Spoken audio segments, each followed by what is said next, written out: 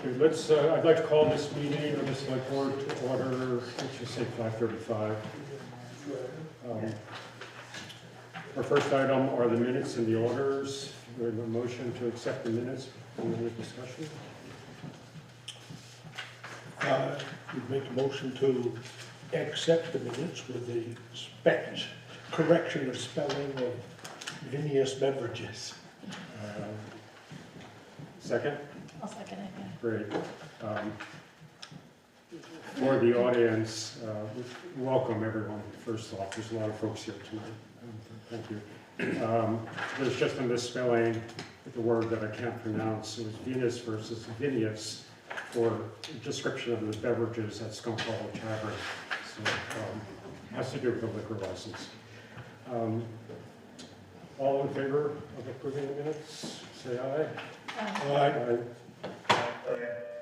Was that Jim?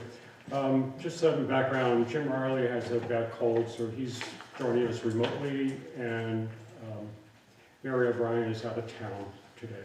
So it's the three of us plus Jim. Were you guys able to get your HDMI? Is there a way to pull Jim up as as a presenter? Yeah. Thank you. There you go. Okay, let's go to the orders dated up to today, 4/18. Have a motion to accept them. I'll make a motion to accept them. Okay, Mandy makes a motion. Need a second? All second. Thank you, Clyde. Any comments?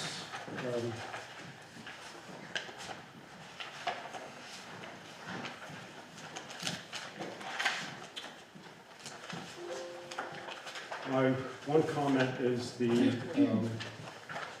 very obvious increase in fuel for the town fleet. And I'll wait to keep my comments toward for the budget update, because I'm really questioning whether that will have an impact. As we all know, those cost increases are quite dramatic. Jim, any comments on the invoices? Not on the invoices, no. I just need to mute myself, sorry. Okay. All in favor of accepting the invoices up to 4/18? Say aye. Aye. Aye. It's unanimous, thank you. Are there any adjustments to tonight's agenda? Dave, I thought you may have one. I do. And then we got to get to some people that only have their first name that are online. But, so, depending on what the outcome of agenda item 4.3 is, Merritt Campbell, we actually do have a Merritt Campbell request. So if a decision is made to kind of go what I'll call proposal 2, then we'll need to have an executive session. If we kind of decide to go with proposal 1, then we'll deal with it that way. But we do have a Merritt Campbell request that I need to kind of deal with before, say, Wednesday. Okay. Yeah, if there's anyone in the audience that's questioning that, that's our third agenda item that we're talking about, a change in how we handle requests for the Merritt Campbell Fund. Moving on to the third item, public comments. Are there any comments other than on the town plan? Yes, Do you mind if I? please. Well, thank you for holding this public hearing today. My name is Andrew Lechner. I'm an attorney from Rutland, Vermont, and I'm here today on behalf of Sunnymead Farms, a local Angus beef and maple syrup farm here in town. I'm here primarily to comment on the town plan, but in the course of doing so, I'm going to be introducing a new project coming to Hartland. So the town plan promotes local agriculture and the economic benefits that it provides. However, there are currently few local outlets for farms to effectively market their products.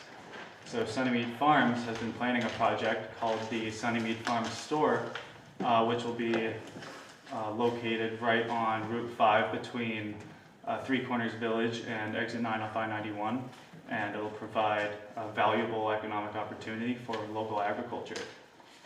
I have my written comment. I did not submit it ahead of time. I have that as well as some plans. So I wanted for you. So actually, is this for the town plan Yes, itself? yes. We're actually having a public hearing on that, so the best time to present information pertaining to the town plan would be during the public hearing pertaining to the town plan. Oh, Does that make sense? Okay. Yeah, and I thought you were just starting to talk about the farm stand separately, or. I apologize. I thought That's we were okay. starting the Okay. public hearing. We're gonna have a officially. whole full public hearing for it, so at that point, you can then get Oh, up that- and make whatever spiel you want. Okay, so we're not there yet. We're not this there evening. yet. We're just in the public comments period of the select. Apologies, public comment. Okay. Any other comments? Okay. We need to figure out, there's like 3 or 4 people that don't have full names. Okay. I'll let you handle that one. So there's some people that have tuned in to the meeting via Zoom and have only given partial names. There is a Deborah, but Deborah, we need to know a last name on that. And if you can make yourself known, raise your hand or something, or if you want to unmute Deborah to allow Deborah to speak. My last name is Patnode. Thank you, Deborah. Yep.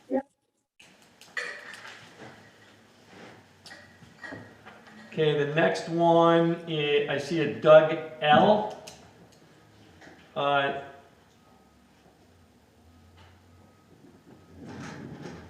Doug's got his hand up, Warren, if we can unmute Doug. Yeah, I think that the computer's just Yep. taking its time to give me permission. This is Doug Linnell. Hey, thank you, Doug. Good to hear from you. I'm gonna. Deborah still has her hand up, but I don't know if that's. I think Deborah is, I think we can unmute Deborah and Doug. And then the next person we need to go to is, so there is the Hale family, but if I could have someone specific regarding the Hale family, Lauren, can you unmute the Hale family? Yes. Allow to talk is not available because Hale family is using an older version of Zoom. Promote to panelists to allow them to talk. Should I? They could possibly turn their video on. Is it a trusted source? Would you say, or? I can't say. You can you pull the plug if you pull them up? Yeah, I mean, yeah. Okay, so let's give them a shot. Let's pull. Okay, cool. We can Looks see like it. David. Yeah, hi, it's Dave Hale here, and Cindy Hale is in the room also. Thank you, Dave. And you can put him and Deborah back.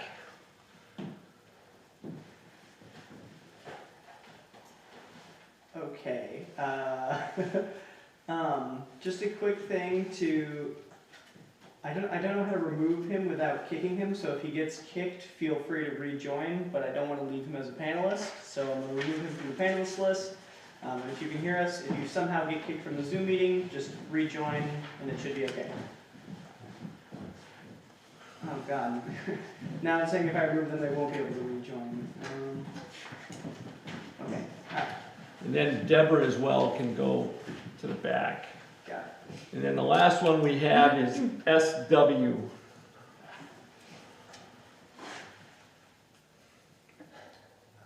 They should be good now. Oh, it's just Brent and Sarah White. We're just here to listen. Okay, hello, Brent and Sarah, thank you very much. I think that is it. You can proceed. Just remember, coming out of you, gonna want to, let's see what I'm looking for. Kind of put Make a this, motion to put this select board meeting actually on hold and enter into the public hearing. So as Dave just alluded to, the next item for us is the public hearing on the town plan. So we will cease the normal select board meeting and move to the public hearing. The Planning Commission presented a draft to the town, I believe, January 5th of this year for comments and feedback. And then the next step was to pass the town plan to the select board for tonight's public hearing and eventually the approval by the select board for this version of the town plan. So tonight we are having looking for public comments to the plan, about the plan, questions. Before we get going, our ordinance administrator and planning person, Sean McGranaham, hopefully I get that is going to give us a small presentation of what are the major differences between the past plan and the current plan. I do want to make sure that we acknowledge the many months of work that went into to the plan, and I look forward to hearing discussion tonight.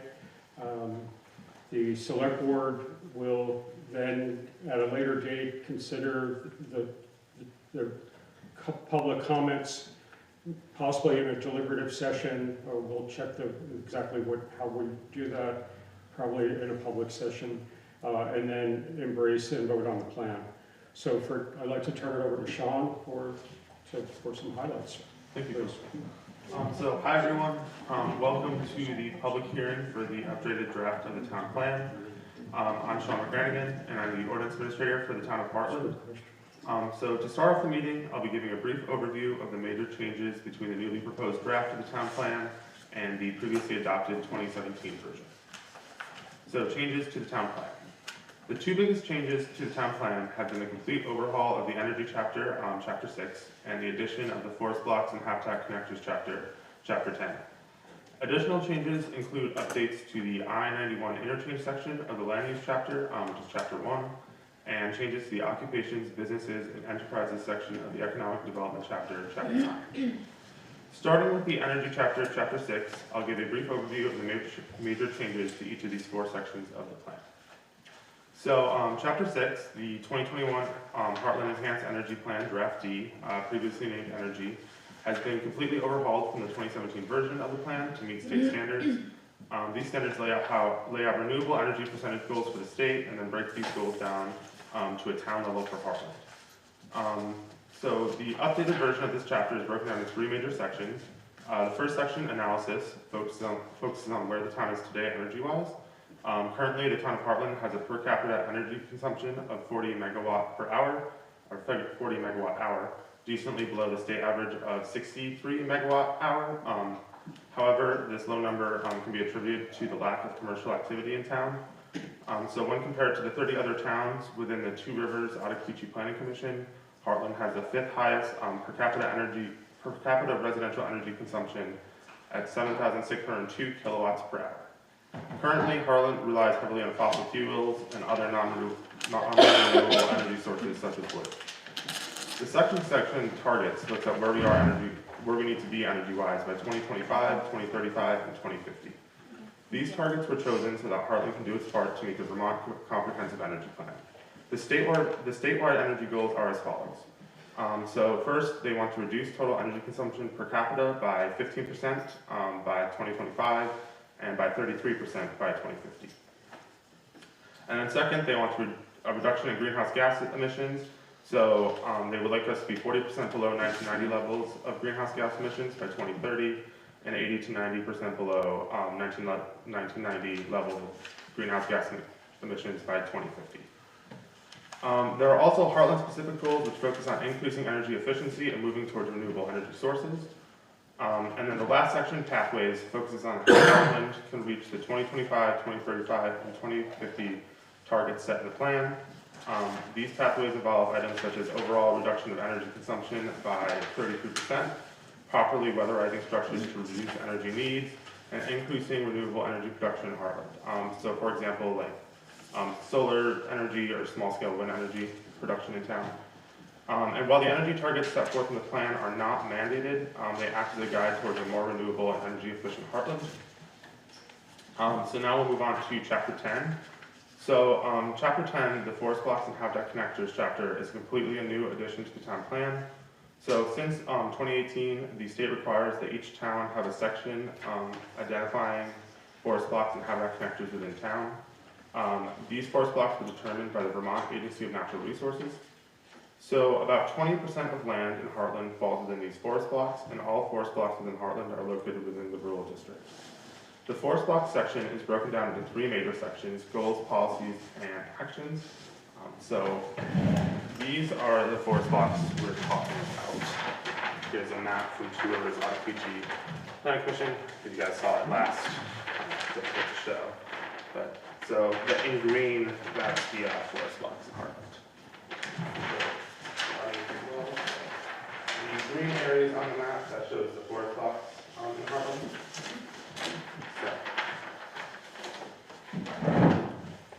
So like I said, this section is broken down into 3 major sections: goals, policies, and actions.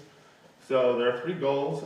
These include, first of all, minimizing the fragmentation of forest blocks to maintain or enhance the natural diversity, population, and migratory routes of wildlife. Second, to provide the town with access to quality forest land for recreational use on any town land, and by supporting conservation acquisition activities by conservation groups. And then lastly, to support a productive and sustainable forest products industry. So next we'll move on to policies. So there are 4 policies, and the first policy is to encourage long-term protection of major habitats through such things as conservation easements, land purchases, leases, and other incentives.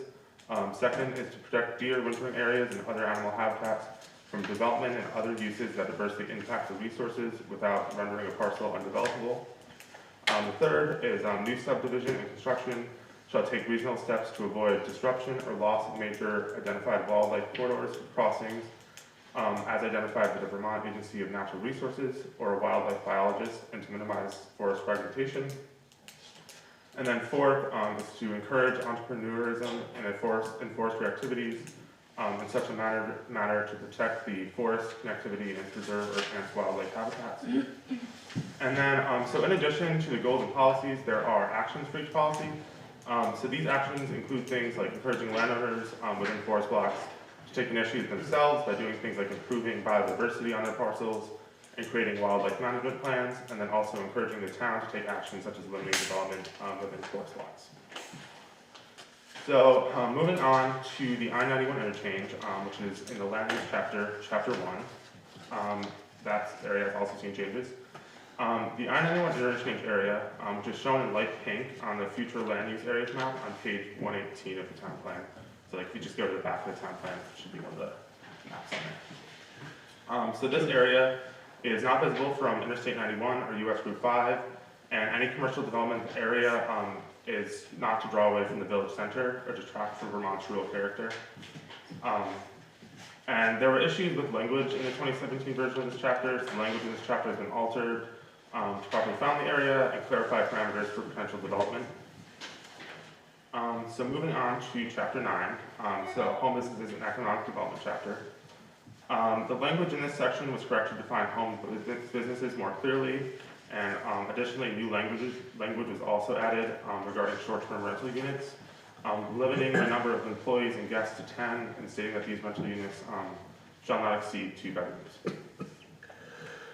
So this concludes the summary of the major changes to the town plan. Other changes to the plan are minimal, for example, slight rewording or grammar changes. These changes to wording and grammar were added to strengthen the town plan in the case of Act 250 proceedings. And just a couple of other notes. So at the previous select board meeting, the planning commission handed the town plan over to the select board, included additional changes to the class 4 road policy in the transportation chapter, chapter 5. The select board has that change and chooses to include it in their edits. And then if anyone in the audience would like a copy.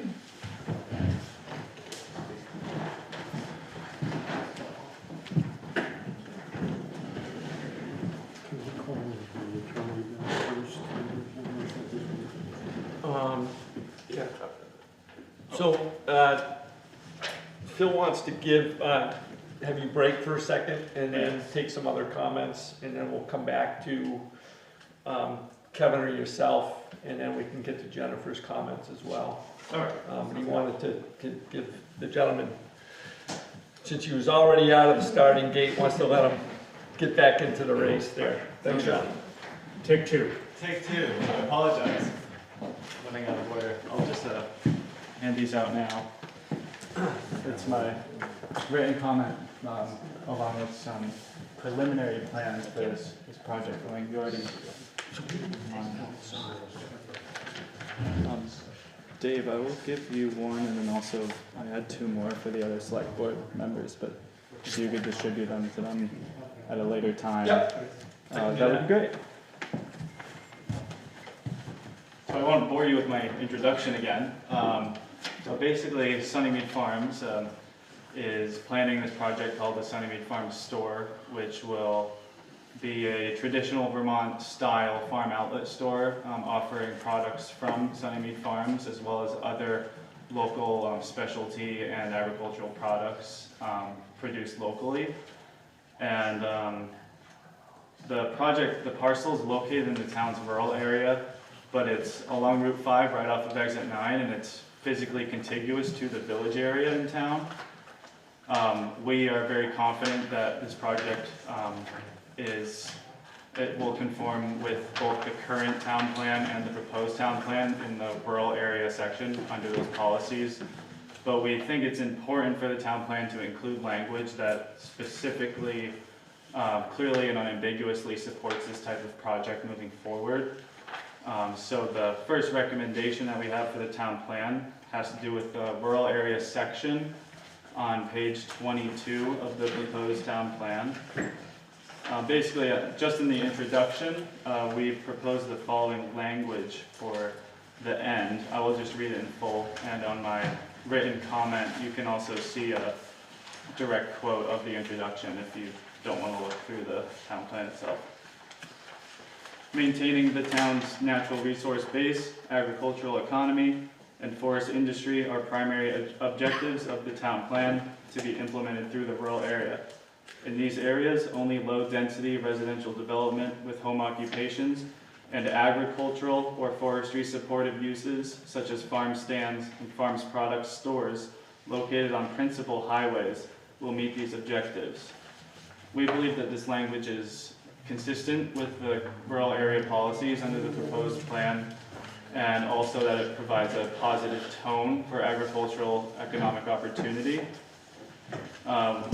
This language limiting farm stores to principal highways will have the effect of preventing these types of developments in the more sparse rural areas of town where it would be inappropriate, while also allowing this opportunity in an appropriate area like right off of I-91 on Route 5 on your way to the Three Corners Village.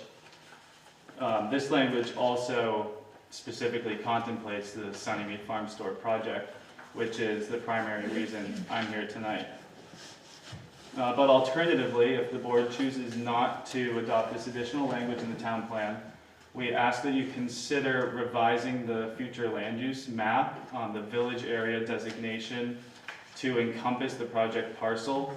I already said that it's physically contiguous to the town plan right now, and I did pass out a future land use map to you all.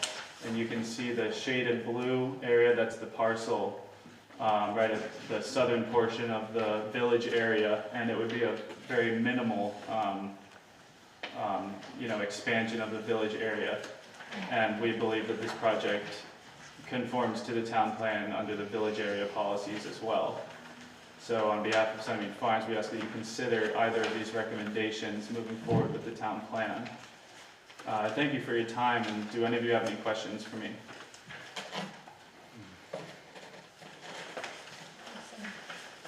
Should either one of these approaches be approved, is there a projected timeline? For the project? Yeah. Well, with Act 250, we're hoping within the next 60 days we can have our application finalized. And as far as state permitting, those are all underway by the engineers and whatnot to acquire the other permits that will be required for the project.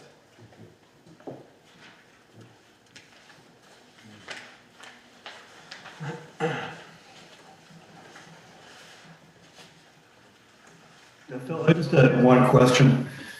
I'm wondering, could you help me understand the actual parcel? Is it adjacent to the exit off of 91 or? Jim, I can clarify that. So the parcel is on Route 5. It's adjacent to the village area of town as depicted on the future land use map. But it's about 600 feet off of I-91. So it's not adjacent to I-91 or exit 9. Does that help clarify? It does. I'm wondering if it conforms to the interchange policies that the state has set. The interchange area is on the opposite side of I-91. It doesn't extend to the northerly section of Route 5. Yeah, well, that's what the town defines as our interchange area. The state has a whole, God knows how many pages of regulation around what's allowed to be visible from an interchange area. Well, we do believe I would say it's sufficiently removed from the interstate to not be, to have a conflict with the state requirements. I guess you would suggest looking into that, just to be on the safe side. Absolutely, we will. And we can always follow up with the town too, after looking into that. So as I look at this map, it would be on the corner of Martinsville Road Yes. and Route 5, across from Rice Road. Yes. Yes.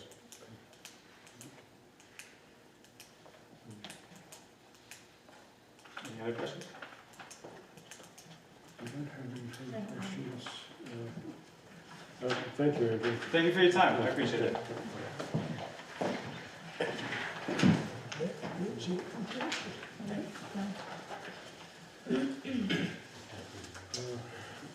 Sean, do you want to go back to the next series of comments? Yeah. So additionally, the Two Rivers Ottauquechee Planning Commission provided a list of further edits that would need to be included in the town plan. The select board has a copy of these, and I also have copies for anyone in the audience who would like these in comments.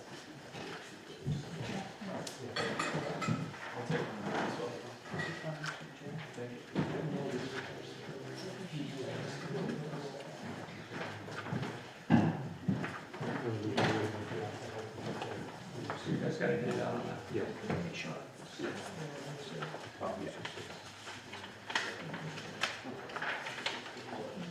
So these comments address various things that the Two Rivers Ottauquechee Planning Commission says will also need to be added. Changes that will also have to be occurred in the town plan, even the newest draft. So these include changes to wording of the energy recommendation, number 10. So they want to change the wording to increase public awareness of the benefits and available incentives and financing of renewable energy generation and storage, and then adding as well as conservation and efficiency programs. Also, they would like a discussion of energy costs and scarcities in the energy chapter. They also would like to address adult education or professional training with a little background in the goal or policy. Other edits they would like to see is improve the transportation chapter, and especially on transit, clean up the utilities and facilities chapter, address locally grown food and encourage sound forest and agricultural practices, address economic development better, and then lastly, support manufactured homes and multi-family homes in some areas, some of the use areas in town. And then we also received comments from Jennifer Waite.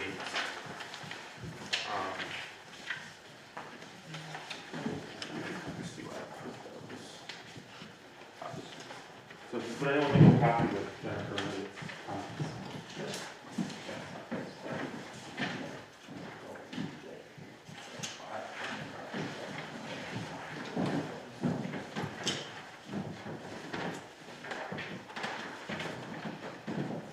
So Jennifer Waite's comments include on page 14, she would like to see update the current use statistics. Currently it's 2013 data. On page 27, she'd like to see updates to the median house price data. It's currently 2014 numbers. On page 28, the narrow bridge near Four Corners has been fixed, updated, and she'd like a description of that. Page 29, update the highway maintenance cost amounts as a percentage of local expenditure, and it's also currently 2014 data. Page 32, she would like to see a more recent culvert inventory in 2014, which we actually do have. So, and then page 41, she'd like to add the acreage of Sumner's Falls Recreation Park. On page 41, she would also like to add Cable Trails under trails. And then on page 42, she would like to see updated numbers. Jennifer Wade also has her hand up. Okay, Sean, that's all that's written here. You said that Jennifer, we'll turn to Jennifer. Yeah. Warren, can you, Jennifer Wade, yep, there you go. Jennifer, you can unmute you, there you go. Okay, can you hear me? We can, yes. Okay, so I sent another email. I realized after I sent that one that the two drafts that were sent out, one with a markup and one without, have completely different page numbers. So I sent a second email that just says which each section those comments are for. So for example, updating the current use statistics, it's under the ag and forestry. So it's just a follow-up email that's a little bit clearer because I didn't realize the page numbers were different on the two drafts. So Jennifer, I got the 451 email. Was there a time that you sent the second one? Oh, probably about 4:53. Okay.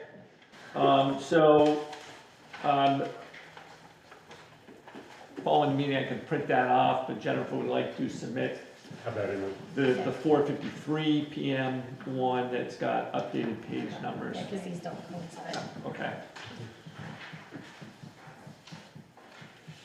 Thanks, Jennifer.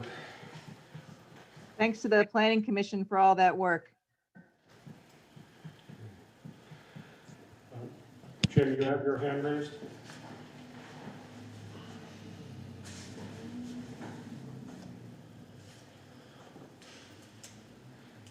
Jim, did you have a question for? I do not. Thank you. Mary Ann Postins has her hand up. Come on, let it go. If you want to, yeah. Then we can come back to. Hi, can you hear me? Yes. I had a question for the Sunnymead Farm. Yes, ma'am. Actually, this is. Yes, I raised my hand when you asked if there were any questions. So the products that are sold on that land by the highway, where are you manufacturing those products? You know, that's a question I can't exactly answer right now. That's much farther along in the planning process than we are to be able to determine exactly where products will come from. What we do know is we plan on promoting local products from Sunnymead Farms and local cheeses and other, specialty products that are produced locally in Vermont. So that's as much as I can tell you at this point. And so when would you be able to tell us where those products are coming from? Mary Ann, this is really not relevant to the planning process itself. So I think we need to just hold off on your questions at this point. Okay. Thank you.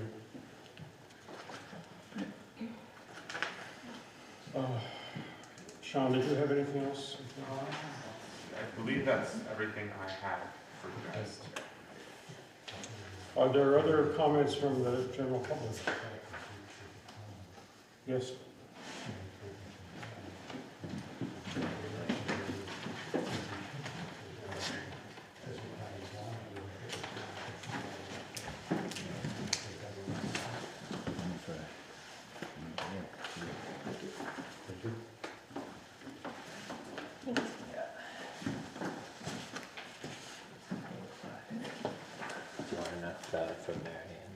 Yeah, I'll take some, I got some extras here, thanks.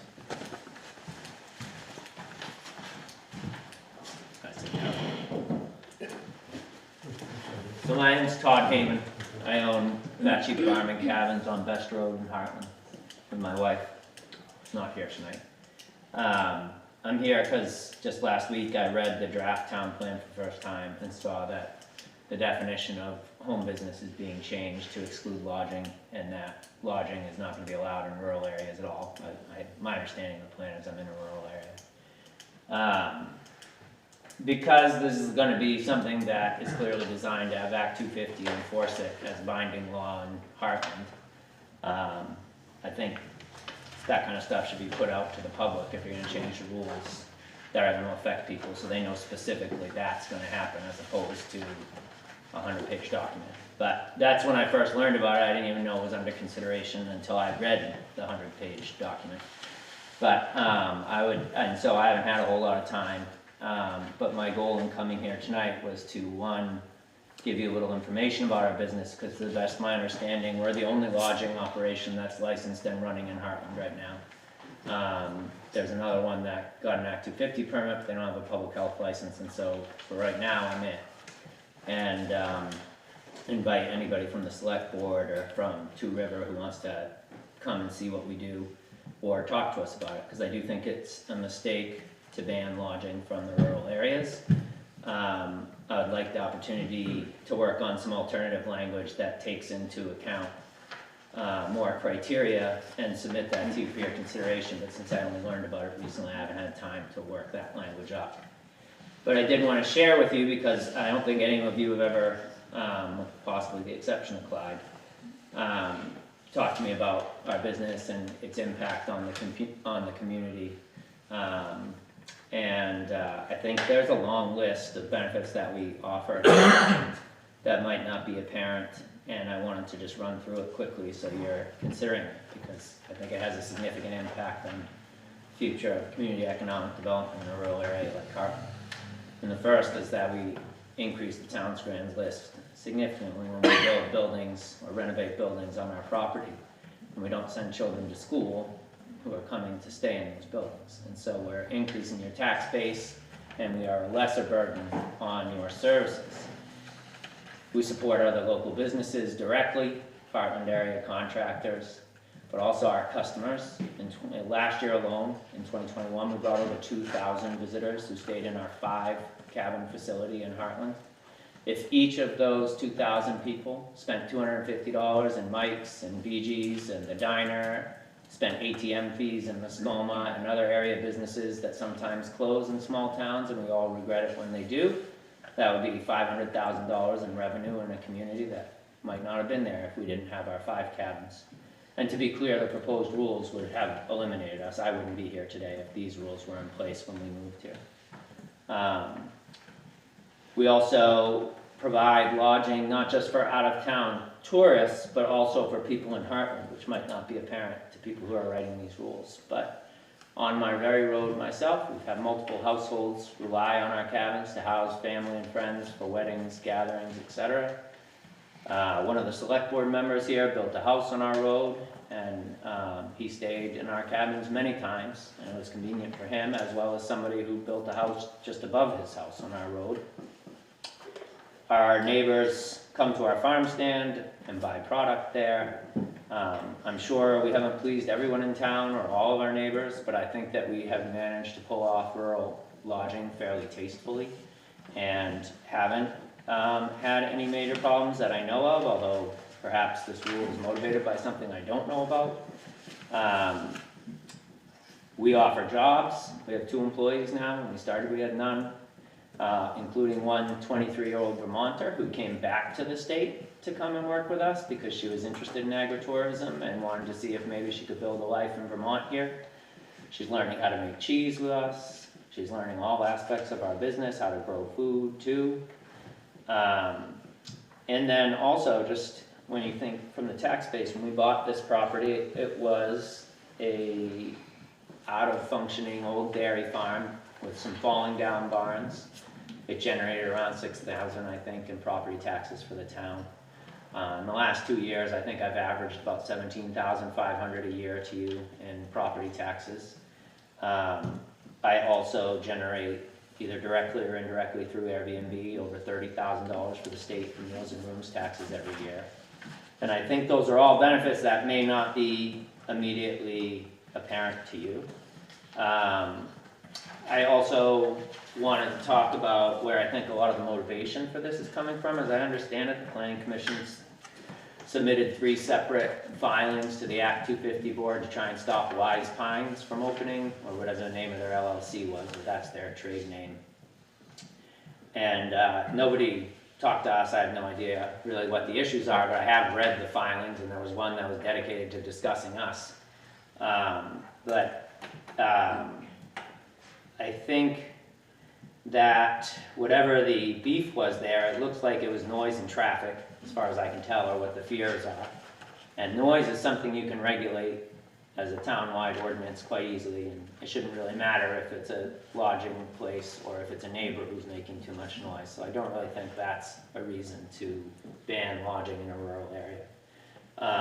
If it's traffic, I just think it's short-sighted to think that if you just prevent rural areas from having any kind of lodging businesses on your road, then, oh, well, then there won't be an increase in traffic. I mean, if you look at our road as an example, where we're supposedly inconveniencing the most people possible, we have at least 5 people on my road who are customers. And since I've moved to Hartland, which was only 6 years ago, there's 3 new houses built on my road, and they're probably all 2-car houses. So that's 6 cars. And then we bring 5 cars, basically, because we have 5 units, and it's usually 5 families, and that's assuming we're sold out that day. And so if the idea is, oh, well, there wouldn't be all this extra traffic if there wasn't a lodging property in that rural area, and this is terrible for the rural areas, I think it's not looking at the alternative of what's going to happen in these rural properties. If you look at Jim's property where he lives, when I moved there, that was a 1 house on a lot much smaller than my 59-acre lot. And now it's 3 houses. Now my 59-acre lot has been fully preserved, reactivated farmland, reactivated forest land. It could have easily have been 5 residential houses with people going to school and you paying to send them to Hanover High. And instead, it's a completely intact farm lot because, let's face it, if you're staying in a rural area, you don't want to be packed in with bad views and noisy neighbors. So a rural lodging business, by definition, the way the market works, there's going to be an incentive to keep it scenic and beautiful and quiet and peaceful. And I think that's what we've done. And so I think my concern is, I don't know really what motivated those 3 submissions to block Wise Pines, but I think, trying to put these simple rules in that are super inflexible, and they're just like 10 people, guests or employees, 75% of your square footage. It's like, frankly, I don't know who wrote them, but it's not someone who's ever run a lodging business. Because trying to run a lodging business with 10 guests, you might as well just ban it.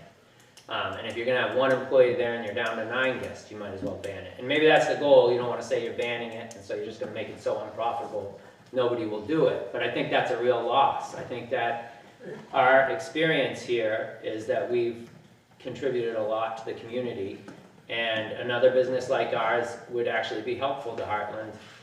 And the idea that it should be in the village center, I think, is completely misguided, because if you're trying to attract tourists to a walkable downtown, I mean, they're not going to choose Hartland. I mean, for obvious reasons. You know, they're gonna choose Windsor before they choose Hartland. And so Hartland's asset for lodging, and if you want the community economic development, that comes with lodging, is the rural areas and the peace and quiet and the views. And I don't think it's a foregone conclusion that it will ruin it.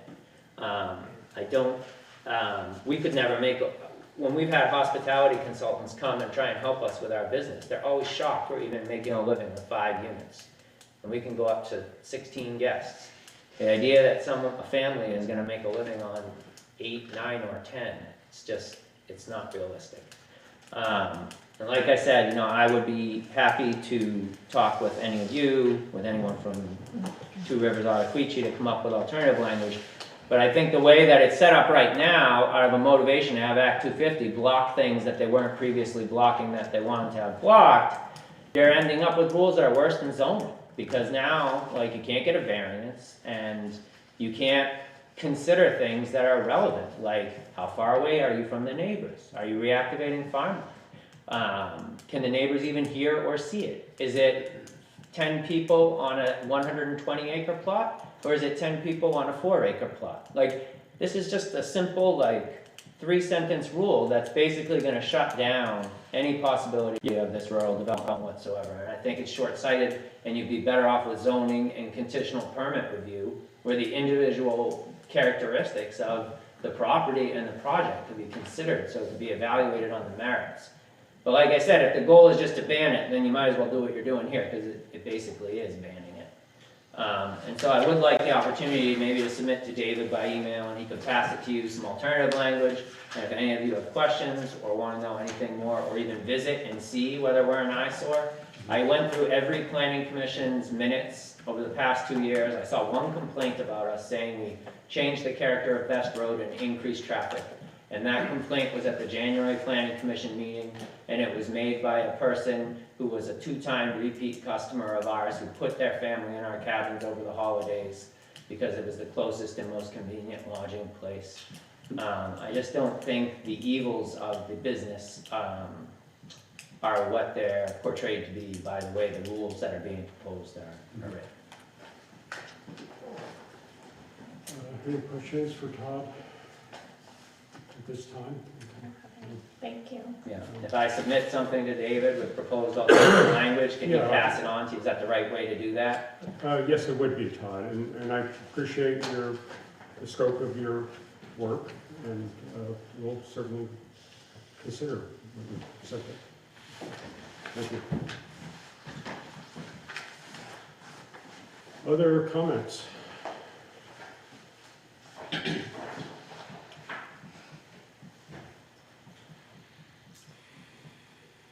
Sean, any thoughts, additional thoughts?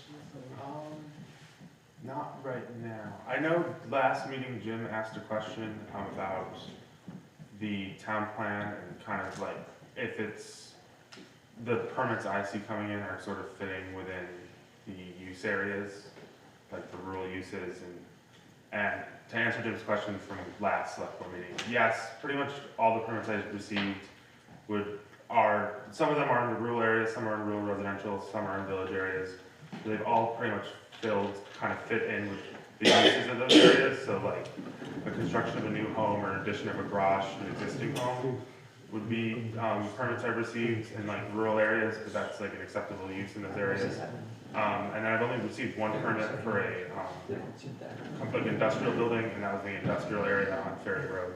So there's really been no permits coming in that kind of contradict the use areas as they're written right now.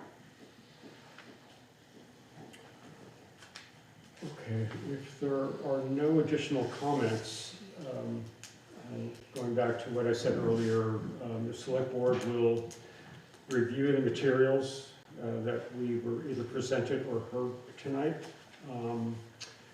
And we will make a decision to either incorporate or not incorporate those changes into the town plan. We look forward with moving forward with the town plan. Don't we have another meeting on another? We will have a meeting, are you saying a general meeting? Well, I mean, the follow-up after we've made our modifications. So you need to have one final public hearing. Yeah, Okay, I wasn't aware of that. because I've got a few corrections in there that I, like misnamed roads and things like that, so. So during a working session or when changes are made, you may want to, Yeah, you'll need to tweet that before the end of the line there. Before you close it, I myself have just one comment to the top, well, actually two, but I'll make it one. Okay. Page 89, I think. Just find it. Has to do with the facilities. So page 88 and 89, the format is just a little funky. So the facilities, what the planning commission did was put out a letter that got passed on to staff, the town clerk, the listers, constable, I think. And there was some responses to that, particularly from myself and from Brian Straffolino, a small one from James Dow. Traditionally, the town plan has kind of recommendations unto themselves. So I think that at this stage, the town, so that the select board needs to kind of incorporate these as, not, these were our responses to the planning commission. It's just, the language should be of the town plan and not necessarily a letter from the town manager or from the clerk.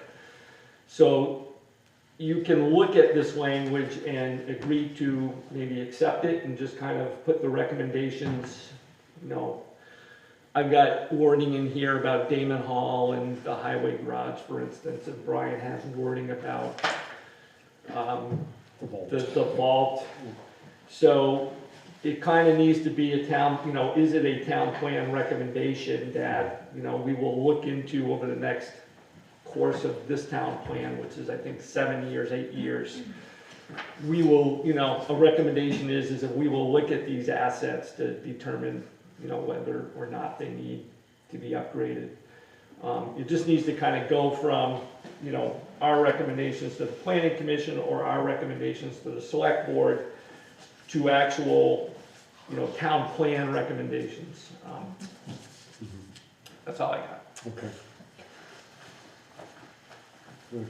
And I would move to close this public hearing. I don't know if I need a motion to do that. You should at least have consensus to do that, if not a motion. no other comments. Jim, are you set to close this public hearing and move forward with the meeting?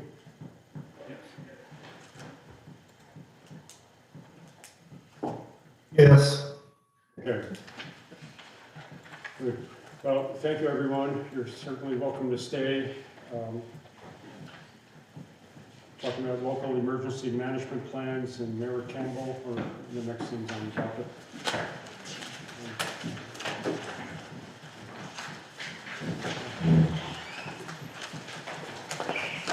We'll just take a 2-minute break to stretch what people move around a little bit.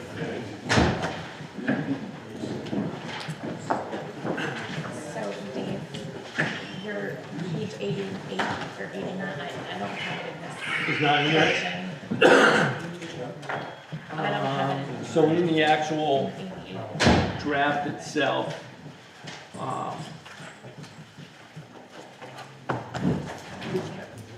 what's that? Which one is Kevin? He's actually online. Oh, yes. Yeah, he's very, That's yeah, sorry.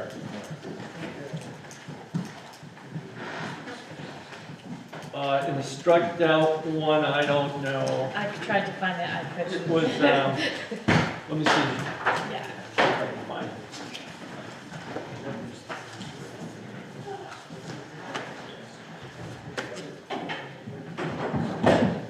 Yeah, so in yours, it's gonna be maybe 109. And then like the numbering went all wonky and Yeah, like it's, started back. um, I mean, I've done pretty good at keeping that, but I couldn't find this one. You're looking for your letter, Dave? So on.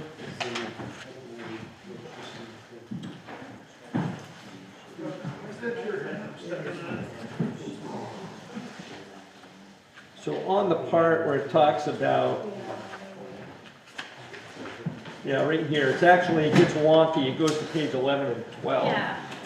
Or it goes to page 12, right there. In this one, or actually the non-marked up one, it's on 88. Okay, that's fine. I've got What's it. that? Sorry about that. It's okay.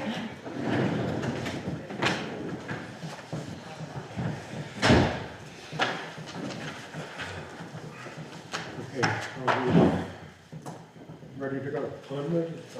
Okay. So our next item is the local emergency management plan. Dave, would you like to walk us through this? So this is, yep, so we were having a little bit of a chat before the meeting started. So this is a yearly thing that we pass, kind of updated yearly, and it's essentially a listing of people that are involved in, you know, it really is the, you know, when the Emergency Operations Center is kind of kicked into gear, there's a decision made to open the Emergency Operations Center, which is above and beyond just, you know, the chimney fire or something, you know, we're talking a hurricane or, you know, flooding or, you know, mass snowstorm that's power's been out for 3 days. You know, it's just essentially an operations center that pulls together the various teams in town, the highway department, the ambulance, fire department, maybe surrounding towns, maybe Green Mountain Power. You know, if it's a regional issue, then some regional communication comes into factor. So it's just a matter of who is involved in that emergency operations center.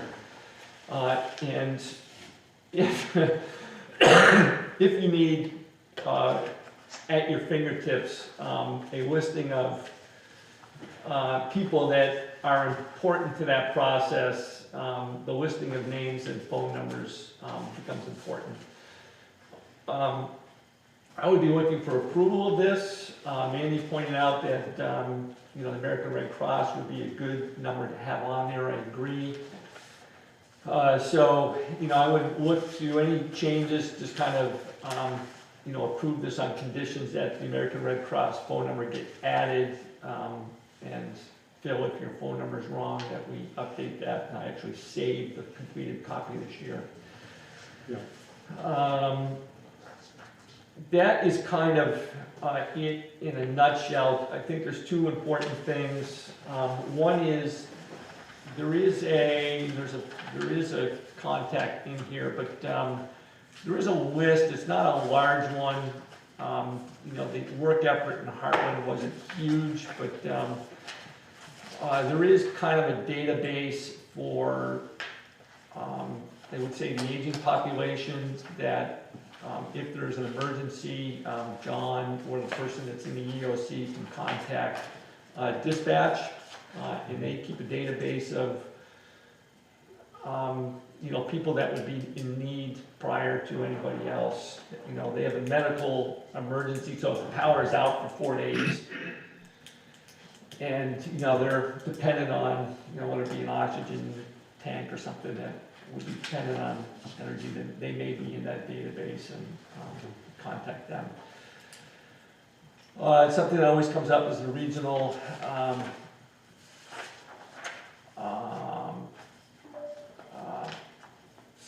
center, I'm trying to think of the name. Not the planning commission, but. No, Regional Emergency Management? the first aid, the actual first aid. So if you are homeless or without a home and you need shelter, the shelter So is like the in Haven. Hartford, The Haven. or the Haven. Yeah. Generally, that is where, in particular, the first aid phone number comes in handy, because if they have opened one, again, our history, whether it be the Haven or Hartford High School, in the past, due to the size, their ability to, have running water, have food, and overnight shelter, those have been used in the past, and that's what we have historically relied on as well. Dave, you mentioned the database, is that also what's on page 3, the National Incident Management System? I was looking at that and couldn't really make head or tails of what I was seeing.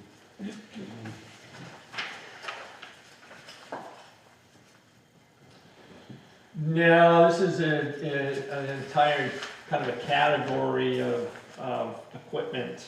So no, that's a completely different item.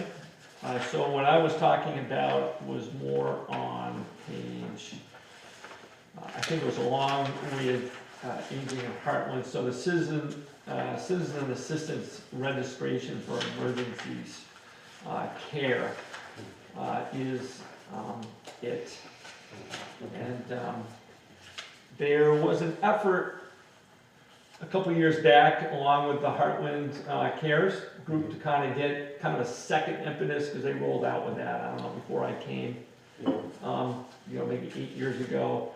And then 2 or 3, there was kind of an impetus to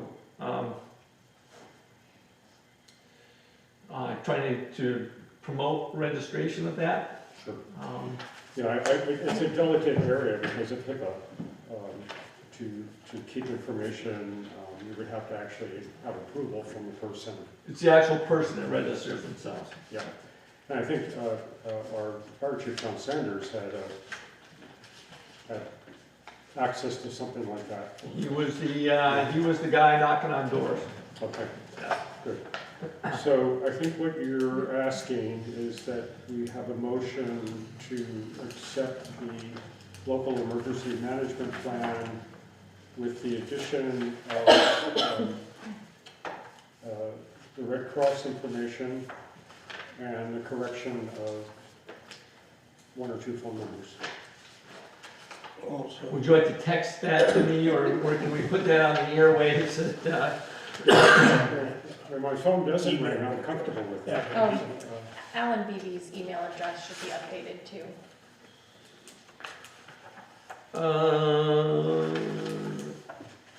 Is that, so we have that in 2 places. Is that So it's towards the front or towards the back? So I think the last page page 7. 7, it just has to add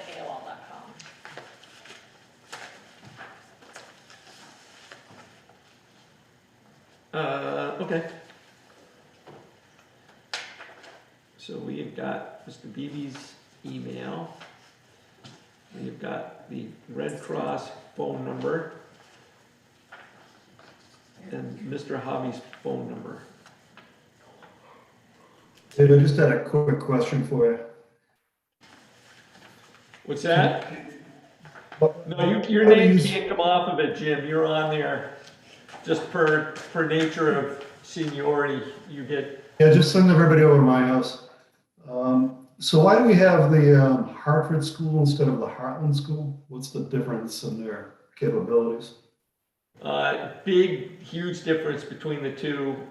As I was just saying a few minutes ago, Hartford has generated the ability to have people overnight, has ability to food, water, not 100% sure about showers, but they're outfitted for extended stays, where the Hartland Elementary School, to my understanding, is not. They also are in close proximity to the Haven, so it might be easy for. And Hartford and the Haven are in close proximity to each other. So it's just been regionally, in the past, they have acted as a shelter in large-scale situations that may require it. So I guess my second half of that question is, would it make sense to have the Hartland School as the alternate shelter, or is the Congregational Church better equipped.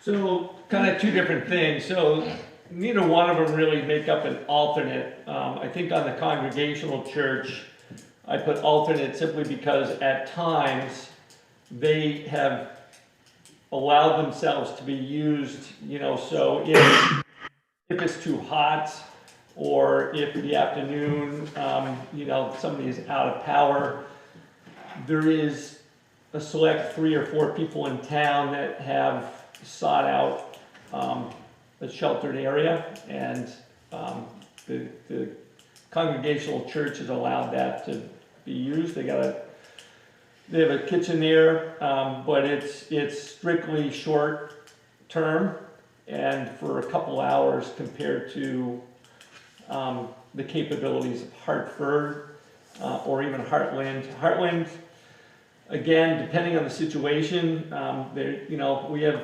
instances where school may still be running and they can't allow themselves to be used.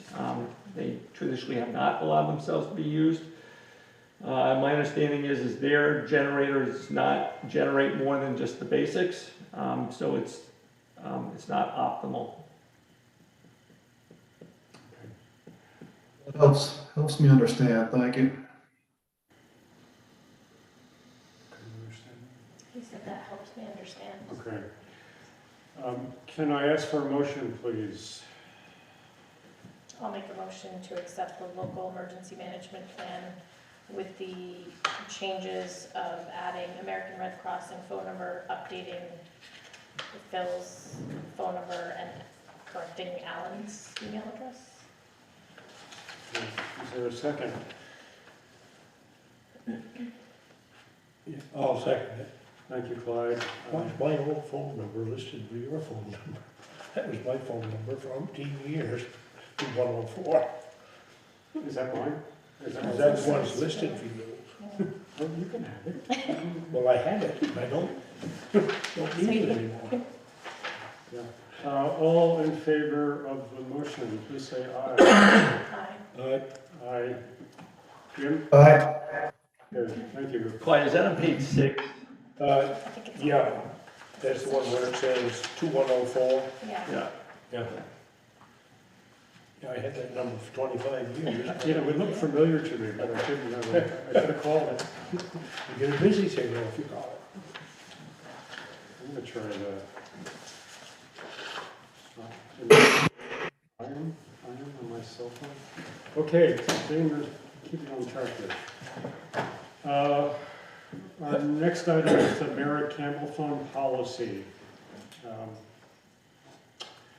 There are 2 enclosures in the packet that was sent out,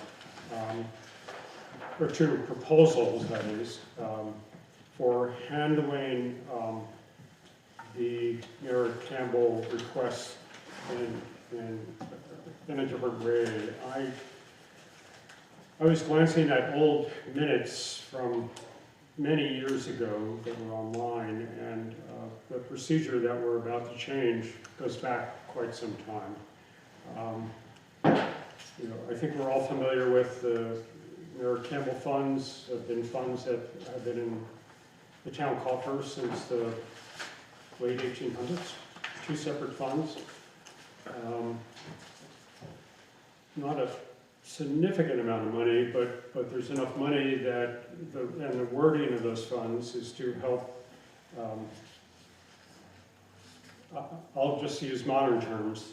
People with needs that come forward to requesting, and the language is very old in English as far as the uses of the money. So we have been asked to be as transparent as we can, but still maintain the privacy that's needed when we are talking about these matters. So to proposal 1, I would like to just bring to your attention one subtle change that I mentioned to Dave today.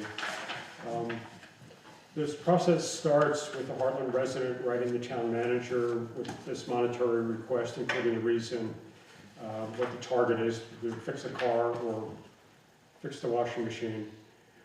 and the amount that's requested.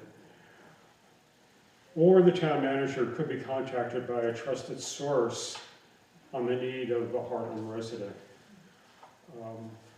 And that has actually been happening quite a bit, where another similar group in town is saying, we would like you to either match the amount that we're giving to this person, or can you help with an additional amount to this person? So I'm suggesting that there would be two sources of income, of input to this process. One would be a letter, or another would be a request. I forget the current name, forgive me, of the Hartland Christmas Project. That's an example. Hartland Community Project, I think it is. Yeah, so that's an example of some very caring people in town that are working to try to help someone in need. Jim has done a lot of legwork, which resulted in proposal 2.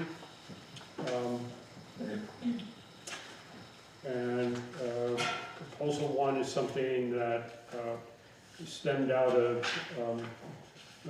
some additional information we got from other towns, and it's a proposal that I worked on and then Dave worked on with me on that part.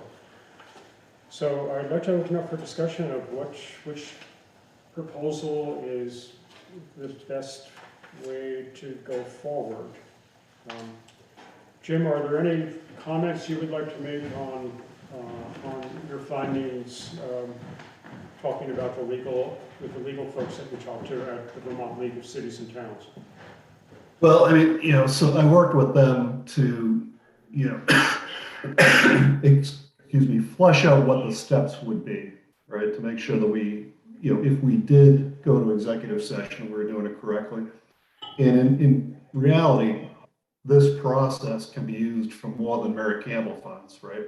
If there's any type of correspondence that's got sensitive information about a person in it that meets this criteria, we can use the same process, right? Whether it's Merritt Campbell or some other situation that comes along. So I think it works. The catch is, you have to come back from executive session to actually do the appropriation, right? To vote it up or down. The other point I would make is that, my personal view of, what Mary has said previously in Pat Richardson's feedback previously via email is that this, traditionally is rested with the select board. And that might be the right place to keep it long-term versus delegating the responsibility outside of the select board. Clyde? Well, I was just thinking that, because I've been working over in West Windsor, they have a elected committee that handle their Campbell fund. And people apply to them, they make a decision, and then tell the town treasurer to write a check out of the fund for to the business or to the yeah. Yeah. So the person never ends up at a Public meeting. well, a public meeting like this. I mean, it's a public, theirs is a public meeting, but it isn't. I don't know, they've done it for years. Yeah. I mean, they elected a board of trustees of the Campbell Fund, I think, when it was established in 1896, I think. So I don't know. The wording says that the governing body is supposed to do it and will, so. That was gonna be my question, is what was the original intent? I didn't bring my paperwork with me. I have it at home. I'm pretty sure it said the select board. I'll just make it, I'll deviate a little bit, I don't disagree, Clyde, with you. I don't disagree really with Jim. I don't have a huge opinion on this other than, the question is of confidentiality and discussion. There's one, Jim has a proposal that will stand up, and, there is some limitations as to what can be discussed in the executive session. Clyde's, West Windsor is a perfect example. However, that meeting is in open session. Yeah. And, where some of the conversation goes is, does get personal. Somebody came in and sat down and wanted to listen to that conversation. They could, because the committee itself is an offshoot of the town and is subject to that. Pluses, I'm just saying pluses and minuses. There, the language does specify the select board, but, I will just put out to the extent of that, I think can be discussed, are we at a point where, the oversight by the select board is the oversight of the funds, and we keep track of how much is spent each year or each quarter. And, the select board's not going to get bogged down into the personal discussion of, individuals. Which is, I think, is proposal one is, there's still oversight, by the select board in that, we've said $5, $10, $15, $1,000 in a particular year that's either acceptable, unacceptable, or what. There's town manager itself now has, oversight of most spending things that, I would say Merritt Campbell Fund awards are between $500 and $2,000.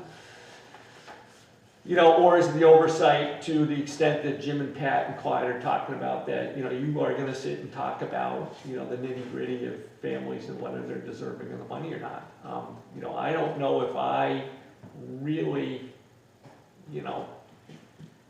have an opinion on that. Other than sometimes getting the board, to a point of being able to decide, or, getting to the point, point of, the personal information and, the old select board had some difficulties making decisions because it was personal in nature.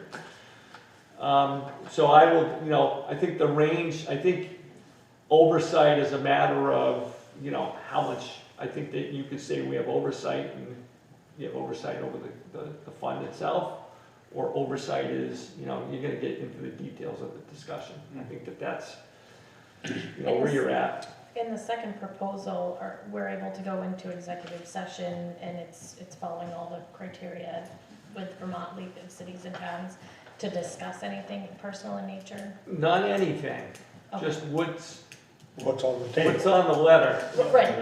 Right. So if the letter says, X, you can discuss X. Okay. Doesn't mean you can discuss X, Y, Z. Pertaining to that? Yep. Okay. But you can, it's, I think Jim worked through Vermont Leagues of Cities and Towns. We ran it by our own lawyer for confirmation. His response was is that, yeah, it'll stand up, but, once you're in there, you can't get into, if somebody knows the history of a particular person and that might shed light on the decision. You can't go down You're that really path. not supposed to go down that path. Yeah. If the letter is, I'm looking to, I need help and, it's for, stone tires, $600 and, my name is X, this is kind of my situation. And that's on the letter, then that, we can talk about that. I mean, it's a far cry from some years ago when I was new to the board that we actually would make a site visit to the requester. And I can just tell you that from personal experience, that was one of the hardest things for me to do, to go into someone's trailer that had blankets over windows to keep the drafts out and so on. So we really have kind of removed ourselves from that level of checking. I mean, I'm sure we're all still empathetic, but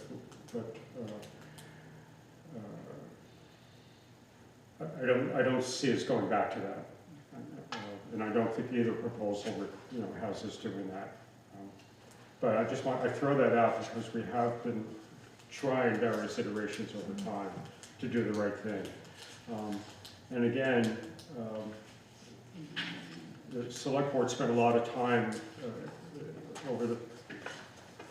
within the past 2.5 years to work on something that came out of the Hartland Cares group to some of the help, some of the people that are asking for our help, a monetary payment isn't going to necessarily help them.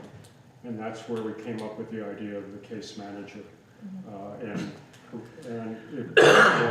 putting them into the Mount Scottney or the Dartmouth Hitchcock sort of case management. And we have never had a case where we needed our own case manager to do that. But so there's been a lot of variations of actually what we do. I don't know if proposal 2 would allow us to sort of explore a case manager. Do you have any reaction, Jim or Dave, to that? I think that, go ahead, Jim. Yeah, Phil, the proposal is just really to allow the select board to discuss the documentation in private, right? And again, it can apply to any record that has personal information that's not subject to the open records law. Now, when you come back from that discussion, you can certainly continue the discussion and say, we think there should be a case manager. We should think there should be, any number of avenues to help this person. But we don't have to use that person's name at that point. We all know who it is. We all know what the situation is. And you can make your motions and vote at that point, right? So it's really just a method to, look at this sensitive documentation in a private setting. There's also times where the decision for the case manager is made prior. We had one of those, and ultimately there's a recommendation to be made, but there was a case manager, and there was communication made with that case manager, kind of going into, and the select board did file. At that point, it's kind of, we're somewhat dependent on the case manager's recommendation, but it still comes back to, look, this is what the case manager recommends, and this is what I recommend, and this is what we're going to do. It's not to say that the board can't say, geez, perhaps case management would be a good alternative. It can work that way too. I mean, you can come back from the discussion and make a motion to, appropriate $1,000 to certain vendors to pay off debt and, refer them to a case manager.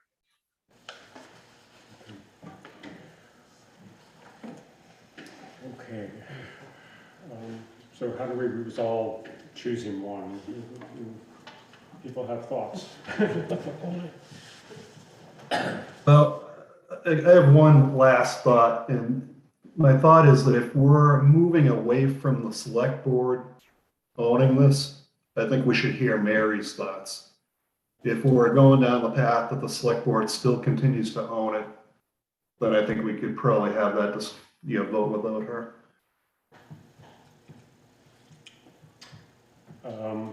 And we have something to handle tonight.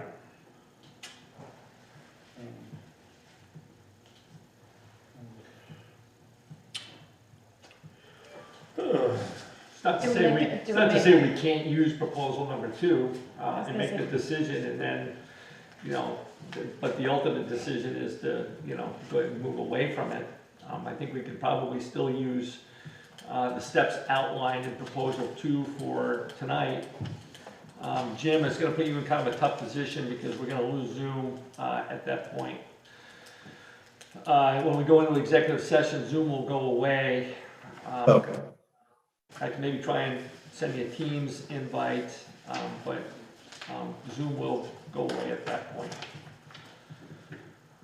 Okay.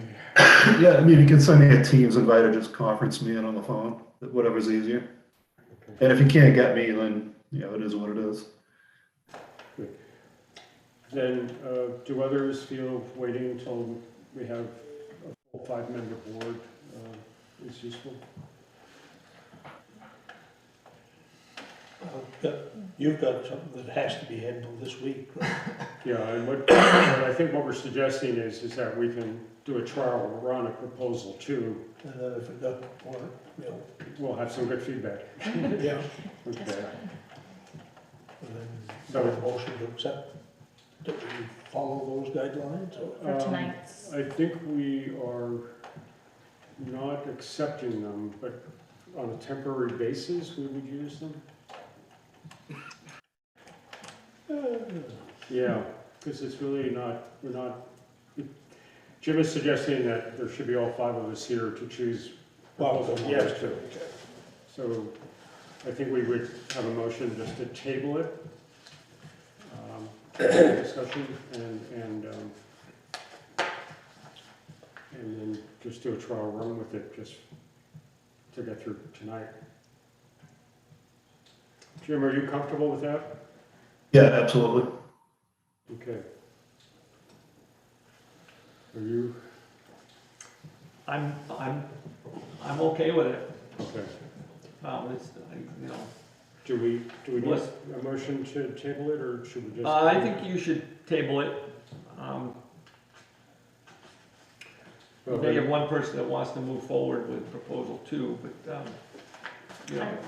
So what, I mean, if we made a motion to move forward with proposal 2 and everybody was nays, then we would wait until Mary, would that, and then if everybody, or do we just wait altogether? I don't think we can wait altogether, we have a need.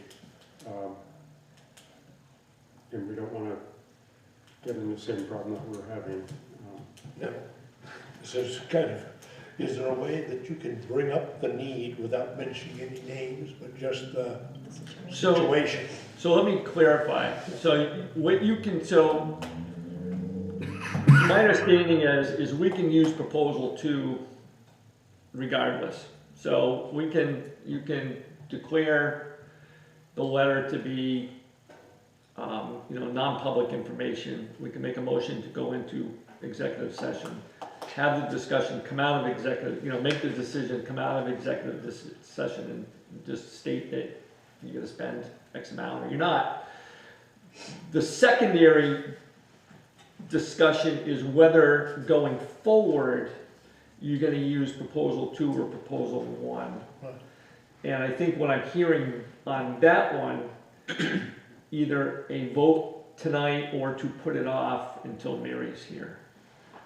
I don't think we need, I think we can just, for tonight's Merritt Campbell, we can just use proposal 2 regardless. The larger discussion of what you want to do going forward, whether you want to address that tonight or put that off, is, I think, what's in front of you for a decision. So let me try to make a motion that we table the discussion of the 2 proposals for the Merritt Campbell Fund policy until we have full attendance at a select board meeting.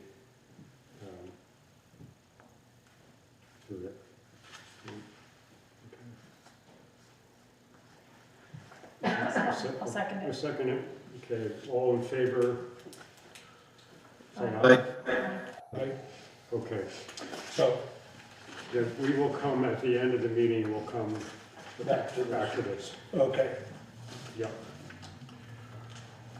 Okay, who's going to do the budget? Mr. Martin has left. I think he had a Legion, an American Legion thing at 7. Yeah. So I will cover the budget. I'm going to kind of keep it at 100,000 feet. So the general fund is looking pretty good.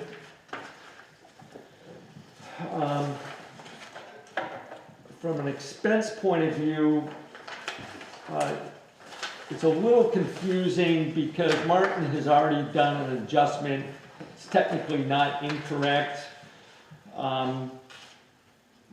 There may be another way to do it, but so town meeting, there was a vote to transfer money, essentially fund balance money, to the culvert fund and bridge funds.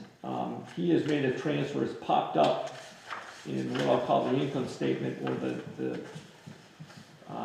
if you look at the last, on page 10 of the expenses under miscellaneous, he's got transfer out to bridge fund 50 grand and transfer out to culvert fund 100 grand.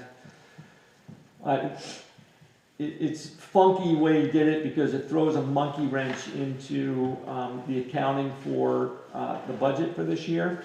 So that technically takes, or shows up, this income statement resembles the expenses that were budgeted for the year.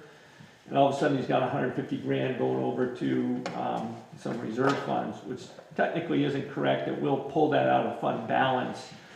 But just know that if you look at this and do the math, it shows being at 83% expensed. We're not 83% expensed at the moment. If you take that 150 grand out, it brings us down to 75% expensed. And after 9 months, which is at the end of March, would be 75%. So it's where we should. Just know that what he's done there makes it a little harder to Dave, can I ask a math question? So there's some other things. So at this point, we're into April. I did not back out the appropriations, and I have not backed out the assessment expenses. For the first part of the year, we do that because, once we spend the appropriations, we're like 100% expensed. Just throws the expenses off. But at this point, being into April, I've kept it there. So we're probably below 75% expensed, just because of the appropriations and what the assessments are showing. But essentially what I'm saying is that from an expense point of view, we're where we should be, if not better than that. On the revenue side, again, we're looking fairly good. I will point out on page 1 about Are you talking general fund? general fund revenue. Yep, page 1 of 3. Sorry, I'm jumping around here a little bit. There is pilot payments, which incorporates the North Hartland Dam. We did get a check for $30-something thousand. I want to say $32,000 just this week. So that will pop up in next month's revenue sheet, which will show good. And there's also on page 2 of 3, there's some grant revenue that has come in that wasn't budgeted for, but just know that those expenses are also on the expense side. What is important here on the revenue side is the rec center. They are about 75% on their, actually 79% on revenue in to this point. On the expense side, they're about 65% expense, so that's a good sign. Also, with the rec department, they get a chunk of revenues in the late May and June for summer camp.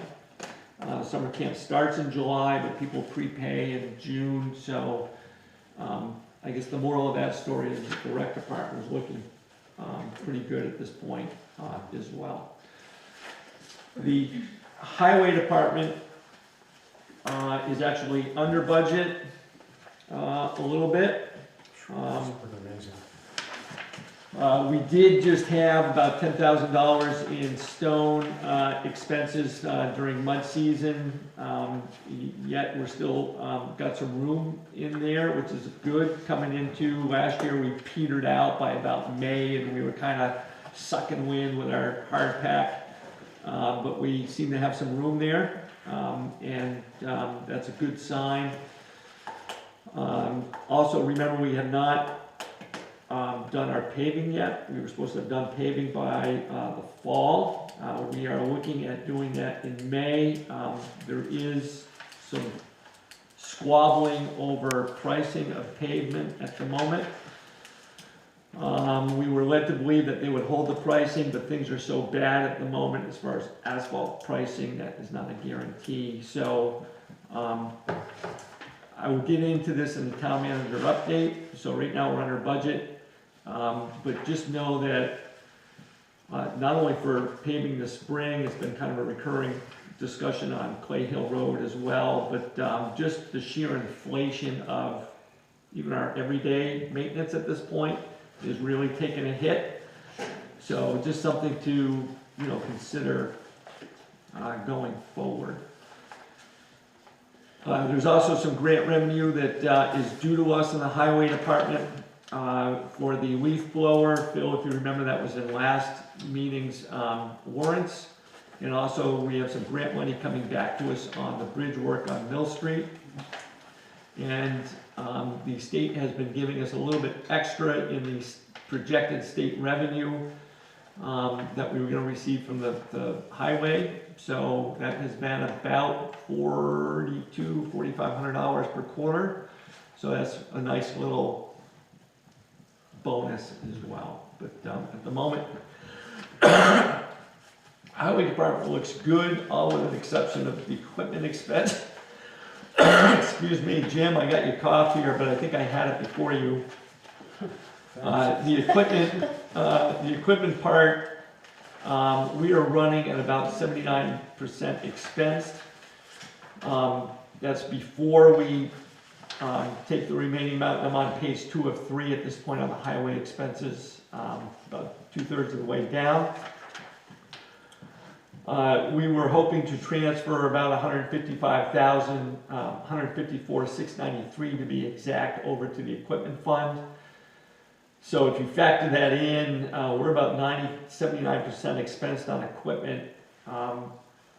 That's got me a little concerned, but that over expense actually is coming down, because back in, say, December, there was even November, we started purchasing things like chains and other items that our understanding was going to become hard to get by come winter time. So we kind of pre-purchased things just to have it. So that number, that overage is stabilizing, and I think may even come down as we come to June, as that kind of evens out. We would have bought chains regardless through the year, but we bought it up front just to ensure that we had it. I got a handful of questions, if this is a good time. I'm ready. Yeah. So the first thing you had mentioned was around the transfers for bridges and culverts, right? So my question is, was that a 2021 surplus, or is it a this fiscal year surplus and we're transferring money in? It's an ongoing surplus, Jim. So it's cumulative. Okay, so you have a cumulative surplus, and we had a vote this year to fund these funds, so you're basically funding them now. I'm sorry, in the question, Jim? Yeah, so you said there's an ongoing surplus. We took a vote in March to fund these funds, and that's what we see here. You're actually funding the funds. Correct. So the way he's done it, and again, it's a little, what he's done is created things visually from a budget perspective, but think for a moment, and again, if revenues and expenses offset each other perfectly for the year, so June 30th, we took in the right amount of revenue and we expensed the right amount of expense. And if Martin then did that adjustment on June 30th, it would create a $150,000 deficit, which would reduce the fund balance by the $150,000. But that fund balance has been transferred to these two funds, and therefore basically does what we set out to do. Does that make sense? So I guess my second part of that question is, why not do the same thing for the other reserve fund that was voted on?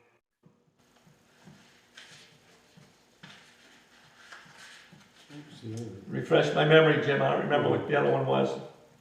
There was a bridges, culverts. Hold on, I gotta open the town.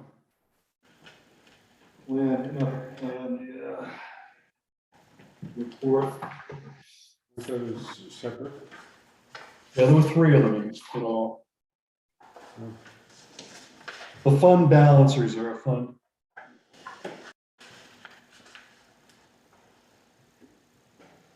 So we had 50,000 for bridges, 100,000 for culverts, and a big chunk for the fund balance reserve fund. No, the fund balance reserve fund, and again, Martin kind of did this a little early, but the fund balance reserve fund really shouldn't be done until the end. Because the remaining amount, so the remaining amount technically will go into the fund balance reserve fund. So now you've passed the fund balance reserve fund, was to say of June 30th of 2021, it was a $350,000 surplus, okay? Now you've taken $150,000 and put it in the other two funds, leaving a $200,000 surplus, technically.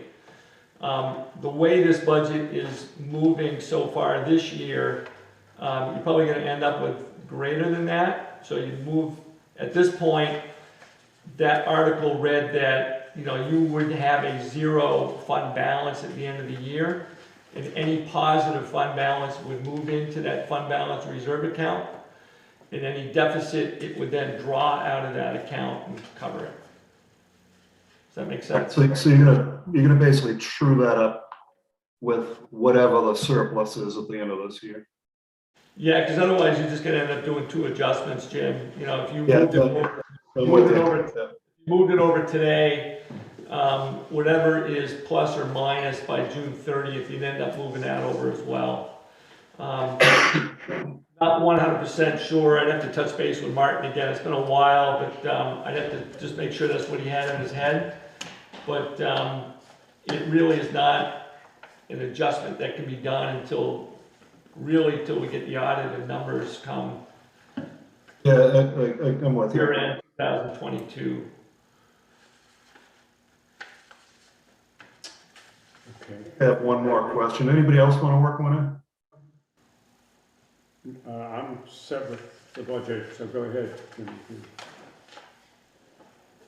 So I think the only other thing is just an informational thing. There's a revenue line item for, railroad reimbursement. Is that something we really get? What is it? It really is. It is for the lost revenue for the railroad line. And Clyde's, I'm gonna pull Clyde out of my hat on this one, but it's lost tax revenue that is made up due to the rail line coming through Hartland, I believe, is the quick answer to that. The state taxes the railroad, then divides up amongst the town mileage wise, because every town has a different tax rate and it would drive the railroad crazy. Thank you.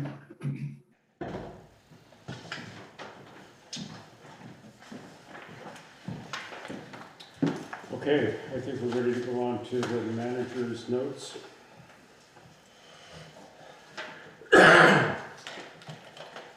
So I'm gonna get to kind of the meat of the order here. There's Three Corners intersection. After I put all that good stuff in your packet and you studied it real hard, I am here to say that we had the bid opening on Friday, and John Bruno was here and he closed his eyes real hard and said, I know that's gonna come in over budget, and sure enough it did.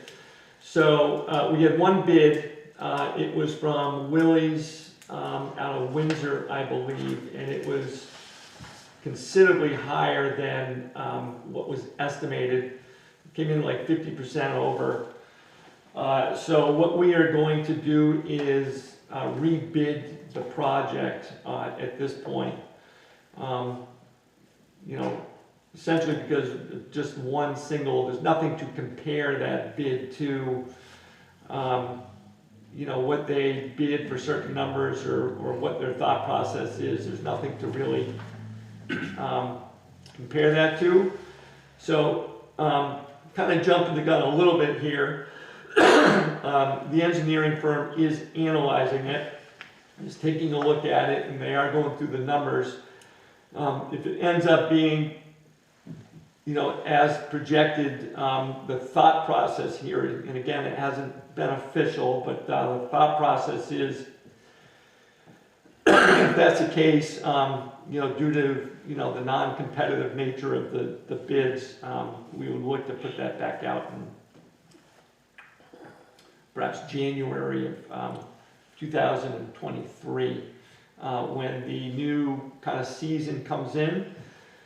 A little bit of the problem here this year was it did, I think there was some high hopes that we would, people would still be kind of hungry for it, but it didn't go out until the end of March, which is pretty late. And if it goes out earlier next year, then there'll be a greater desire for, analyzing the project. And, we did have 7 people request bid documents, but only 1 submitted a bid. If we get 5 to 6, to respond, then I think it's, at least we have something to compare it to, and as to whether that's, a true gauge of, where the market is or not. By doing that, we would put GPI on hold. We can come back to them next year, but we would, need to, talk to them and kind of, put them, on hold until next year and come back around. David, I just want to clarify, we is yourself and representatives from Two Rivers that are helping Hartland during this process. So it is myself, Rita Cito from Two Rivers Ottaquechee Regional Commission, who is actually our project manager on this. There is Derek Kennison from Vermont Agency of Transportation, who is representing the state's interest in this project. He has a lot of sway because we're using federal highway dollars. Mm-hmm. And, when we use the federal highway dollars, there's, some tight strings attached. So he is very much involved in that. And then there is our own design engineer, Dan Peck, who is also a part of this discussion. Okay. But we're already paying for the bond, right? What are we paying per month for the bond? We're not paying anything a month. We just paid the $5,000 payment in last meeting. So that was a spring interest payment at this point. We have one in the fall. I think the first year was cumulative of $17,000. However, next year it becomes a full payment, which jumps up to like $75,000. Is there any reason to believe the price would be lower in January? There is reason to believe that it'll be more competitive and a lower price. Whether inflation continues at an 8% to 12%, that wouldn't bode well for us. But aren't there also infrastructure funds that are going to be released over the next couple of years that would make it, make bidders even more scarce? So there's a lot working in, so there's a lot of money out there. So there's a lot of projects. Again, I think that the fact that we went out to bid in late March and the amount of work out there shows us why we only had one bid. So there is certainly competition out there, but that's the whole idea of putting out in January when they haven't had time to, ours would come out to bid on more in the early part of the season. And people would respond to that rather than, people responding in January, February, and then getting their projects and then not responding in, late February, March, April. So ask one more stupid question. Why not go back out to bid now with a different start date? So there was some discussion about going out now and then giving them all the way till the end of next year to get that done. But again, our thought process is threefold on that. Is carrying that work over or unfinished work through the winter time and how that would affect us.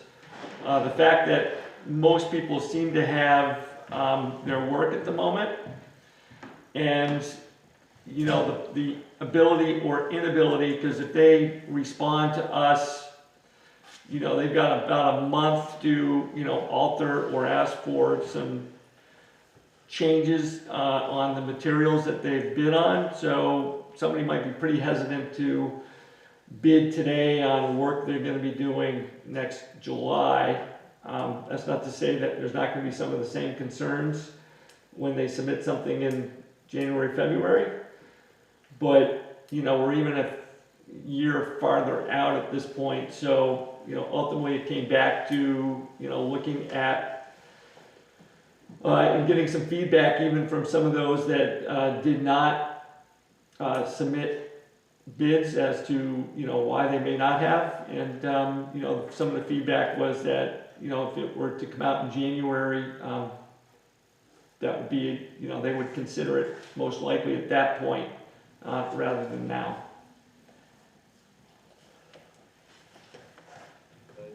Just kind of gut feeling is, I don't see the prices going down a year from now. So, yeah, I hear you. So, you know, ultimately, you know, but you got nothing to lose now because, you know, 50% at this point, you know, there was a feeling that it would be over, and you know, it's crept up over the year and a half, 2 years that, you know, since we put this out to bond.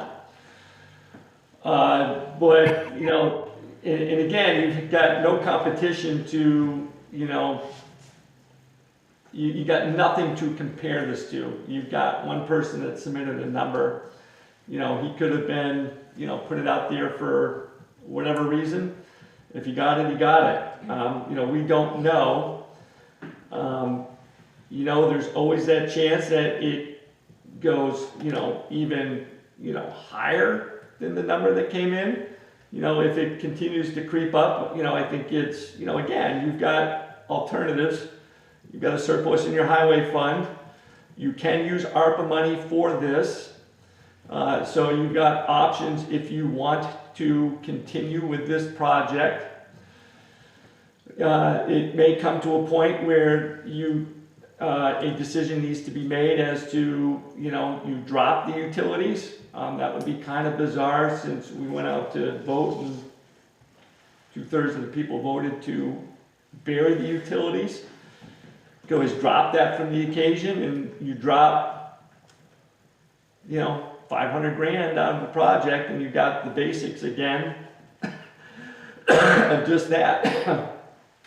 Or maybe you try and look at repurpose the bond, which is kind of a process in and of itself. But, you know, regardless, I think that, you know, you look to, you know, I think there's a definite consensus that you're not going to get much putting it out at this point.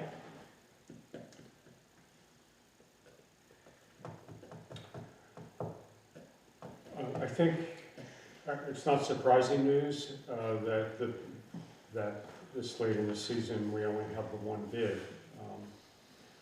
It's disappointing,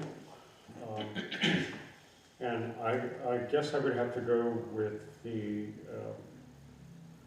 wisdom of that collective that you're working with to bid on January 1st of the next year. I think Jim mentioned something also that we are very aware of, but we don't know the details of. The state is still trying to determine how to allocate its ARPA's monies for infrastructure, roads and bridges. I don't know how to predict anything about the federal dollars. So I think waiting is probably the best choice at this point. I'm just worried because there's a whole separate infrastructure bill that's separate from ARPA, right? That the federal government passed, which is again going to keep these contractors busy. And, you know, I don't know the timeline for when that money is going to get allocated.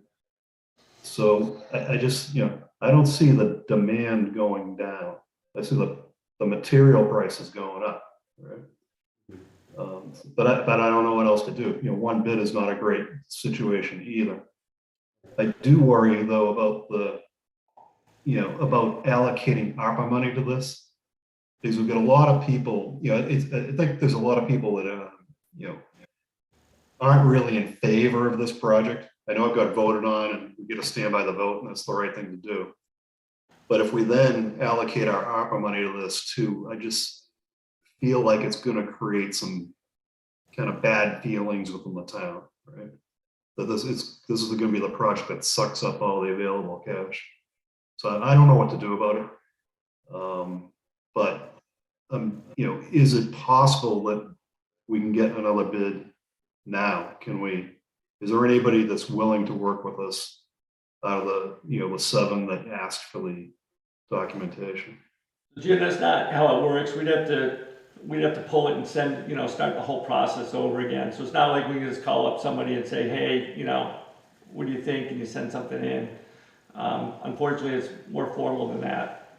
So that's not, that type of relationship won't work for us.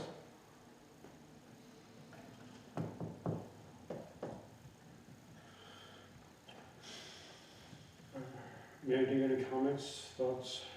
No, I think that he said a lot of this. Just throw out one more question to think about. What if we go out to bid in January and this thing comes back at $2 million? Does it die on the vine at that point? Excuse me? If we go out to bid in January and the bids come back at 2 million, does the project die on the vine? Does it die? Depends on whether you want it to die. You know, again, you've got $1 million worth of ARPA money, you could make this happen. If you want to pull the plug, I suppose you can. Yeah, you're going to need to, you know, we'll need to repurpose the bond money. You know, if that doesn't get repurposed, then, you know, you're paying interest in, you know, 120 grand worth of engineering for nothing, no reason. But, you know, ultimately, you know, you've kind of got, you know, do you want to pay for it? You know, do you want to pull the plug on the utilities? It's really the only thing we can back out of that, you know, or you want. Bid, yeah, what's the total bid, Dave? What's the price? About 1.5. Was that our budget or was that the bid? That was the bid. Okay. So it seems like the choice is spend the 1.5 or roll the dice and hope that it's less than 1.5 in January. But you're also kind of rolling the dice as to whether this is a good price, because it's only one. Yeah, it is, you know, it can go up, Jim, but we're not going to get, I don't think we're going to get our federal partners to go along with the one bid.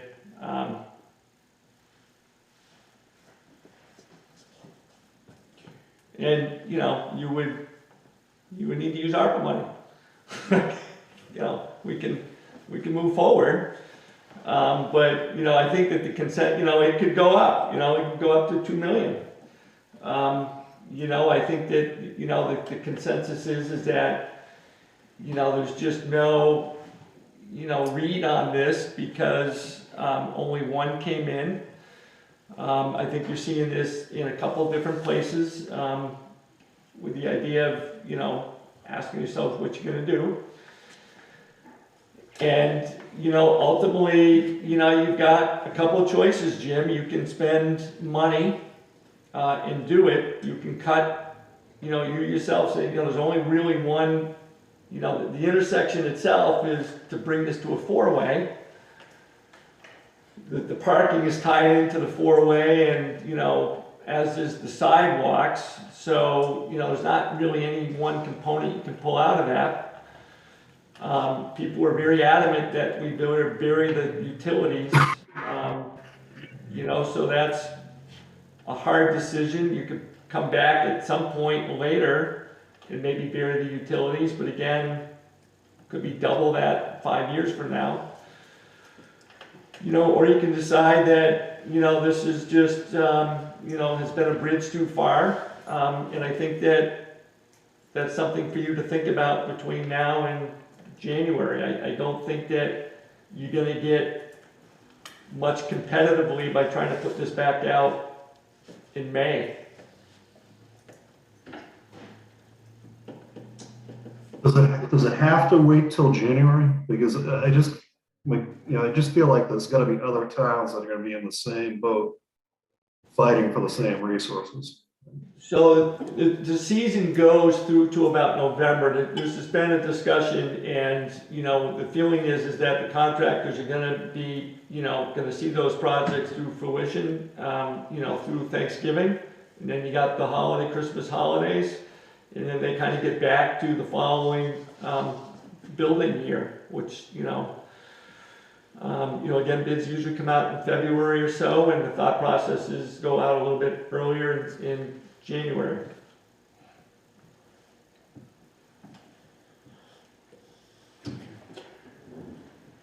Clyde, do you have any comments?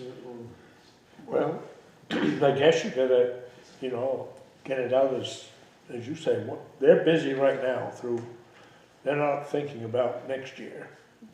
And get it out as soon as we can after the season closes. And we'll just have to play it by ear, I guess. When it comes down the pike, if it gets to be too expensive, we may have to ask for consensus of the public, I don't know. Yeah. We can cross that bridge when we get Yeah. there. And go some what ifs. Mhm. My opinion. Yeah, we don't know what the what ifs are until we get there. We can plug it in. Okay, well, again, it's somber news. It's not what we were hoping for. I again feel that we have a very strong team that's involved here. It's not it's a seasoned team that knows the business. So I think I feel comfortable deferring to their decision then. They all have a lot of experience. It is kind of unique that, we haven't seen any, and I'm gonna hit on this again as the next topic, but we haven't seen anything like this in, I don't know, late 70s, early 80s. I was too busy watching Star Wars to recognize what on earth that all meant, but, again, we haven't seen, dynamics like this for a very long time. So, but in having this discussion, this, I believe, makes sense. And again, this is coming from, a team of engineers, and Derek for V-Trans, this is what he does. This is not his only project. He's got multiple projects. Okay. Was he with V-Trans or is that the person with GPI? He's with V-Trans. Okay. Yeah. Okay. You mentioned that is there additional discussion amongst this team? No, that's kind of where we're at. Okay. Okay, what other exciting news? So along those same lines, we are seeing price increases, particularly in our paving.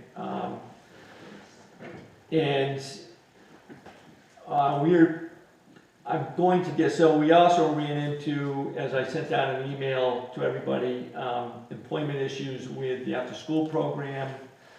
And I do meet with the lieutenant of Vermont State Police on Thursday.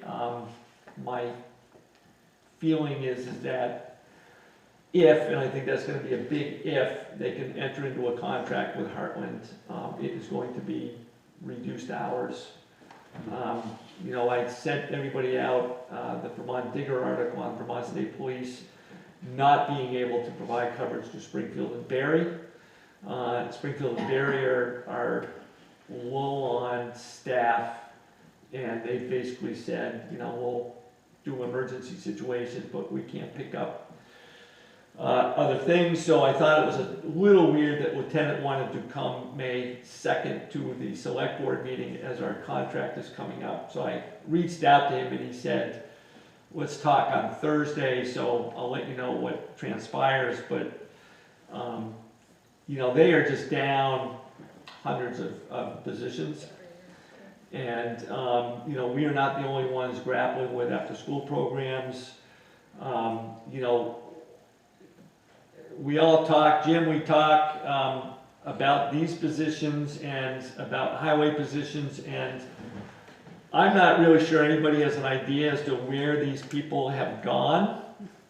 At the moment, there may be construction activity in the pipeline, but there's not so much out there at the moment that, you know, nobody can find anybody, but that seems to be the case. So this is, again, a dynamic that you know, we got partially through the pandemic. I'm not sure we're completely through, but this seems to be like the jet stream or the after experience. And I guess where I'm going with this is, and I will probably throw this out to the ARPA committee on Thursday, is, you know, just for your ordinary overages on pavement, possibly some tinkering with wages for after school or whatever. Again, I think you're gonna need to look towards ARPA funding to assist on some of this stuff. It is, you know, it's what we're seeing at the moment. And if there's overage that I expect on May paving, and based upon, I haven't crunched the numbers, but just some of the things I saw, this will probably be a discussion for next meeting for summer paving. I don't see where we're gonna be able to sustain just the paving that we wanted to do without compensating for something there. So just know that I think it's just been a challenge managerial since the pandemic started, and the mask and, you know, the distancing seems to have given way to inflation and no workers. So I think that we just need to, you know, kind of compensate or adjust a little bit, knowing that that's coming down the pipe. So it's not just with the project, I think it's with a lot of the things, including the heating oil that we're seeing that is going to maybe or maybe not affect us going into the following year. And the whole Ukrainian situation on top of that is just kind of a wild card. So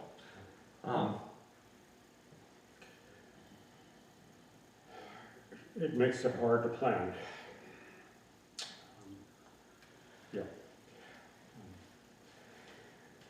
So have we heard anything from either Pike or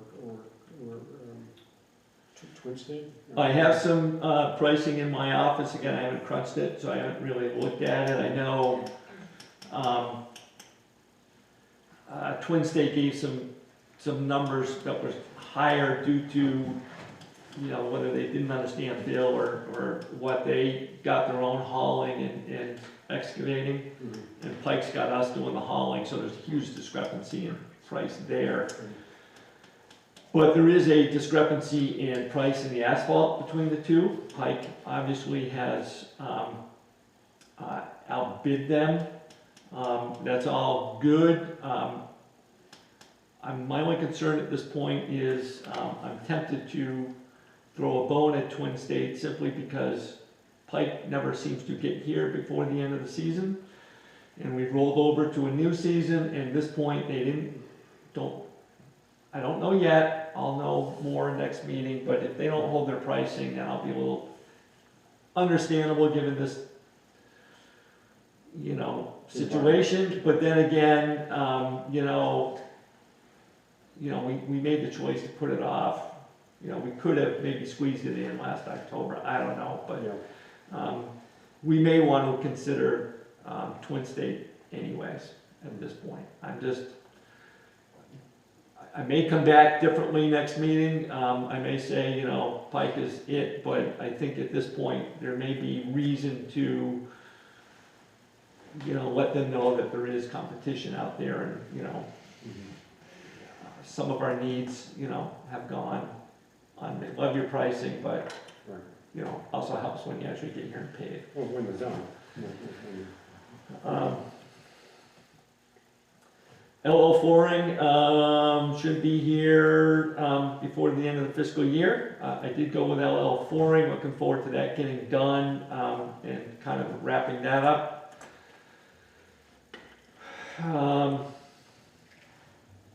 That's about it. ARPA numbers are going back up, but, haven't seen anything to, What do you mean ARPA numbers? I haven't seen not ARPA numbers, but, COVID-19 numbers are Oh. rising in the Northeast. We'll see where that goes. Yeah. You know, Vermont seems to be fairly steady on their guidance. CDC is kind of clear.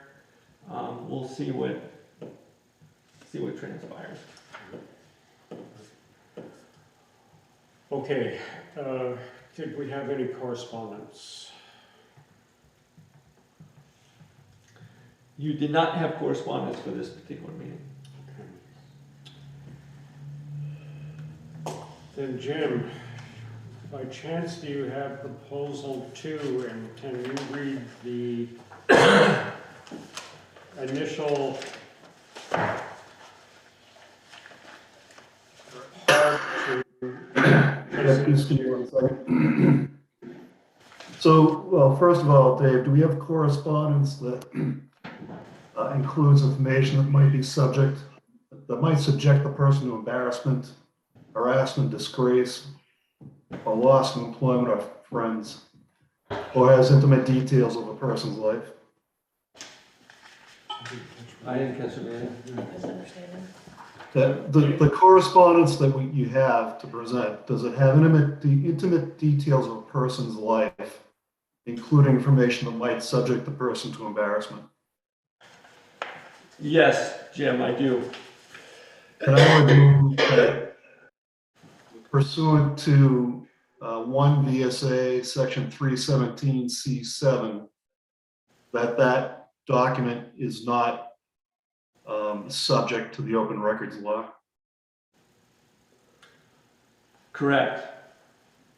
I make a motion that we recognize that document is not subject to the open records law. Is that the? You just made the motion, right, Jim? Yep. I'm trying to send you a Teams invite at the same time, so I didn't catch everything that you said. So I want to make a motion that the document that we need to discuss is exempt from public inspection pursuant to 1 VSA 317C7. So you need a second on that, correct, Jim? I'll second it. Yep. Okay. Now you need a motion on. So therefore, I'd like to make a motion that we discuss that document in executive session pursuant to 1 VSA 313A6. I'll second. Okay, all in favor, say aye. Aye. Aye. Okay. I think. So you're gonna be able to pull them up on your Zoom feed? Yes, Okay. I hope. We need to officially end the select board meeting.